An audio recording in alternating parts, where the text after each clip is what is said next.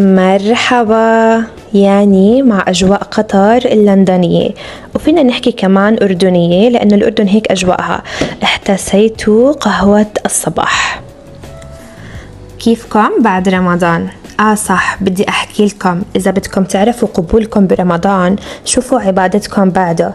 يعني إذا بقيتوا مستمرين بالخير والعطاء والعبادة، يعني ما فينا صراحة بس نقرأ قرآن ونصلي بس بشهر رمضان، لأن العلماء سموا هدول الأشخاص اللي بيعبدوا فقط ربنا برمضان بالرمضانيين، والذين يعبدون الله تعالى على طوال السنة هم الربانيين. فنسأل الله أن نكون ربانيين لا رمضانيين وحسب، ونسأل أن يتقبلنا ويبلغنا رمضان أياما عديدة.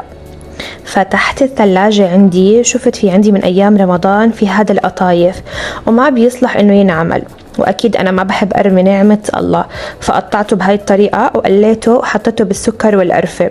عملت صوص جبنة وحليب وقشطة، وعن جد طلعت زاكية صراحة. نكهة وريحة القرفة مع هالأجواء الروعة. رحت عند صاحبتي واحتسيت أنا وياها القهوة، ورجعت وبلشت جولة تنظيفية بالبيت.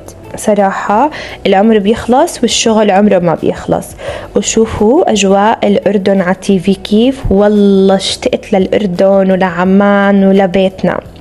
يا ربي تحفظ الأردن. تاني يوم قررت أطبخ صينية دجاج وبطاطا، بس ما عندي فرن، فجربت أعملها بالإير فراير، وعن جد أحلى اختراع القلاية الهوائية، والله طلعت بتجنن. هون طحنت حبوب الكزبرة، بحب ريحتها وطعمها، بحب أعملها فريش، وبحسها من أحلى البهارات العربية المميزة على أكلاتنا، لأنها بتضيف لها نكهة عربية وكتير صحية صراحة. بلشت أعمل شغلي على اللابتوب وانكسر ظهري وطلعت على السوق. شوفوا هاي الأوليفيرا شو انبسطت بس شفتها، روعة. هاد لكل شيء، ولازم يكون عندكم بالثلاجة منها، لأنه كتير منيحة للحروق، حروق الغاز، حروق الشمس، للبشرة، للشعر.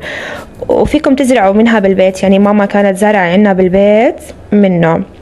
رجعت على البيت بسرعة لأنه عواصف كانت كتيرة، وبرق ورعد وسيول وأمطار ما شاء الله.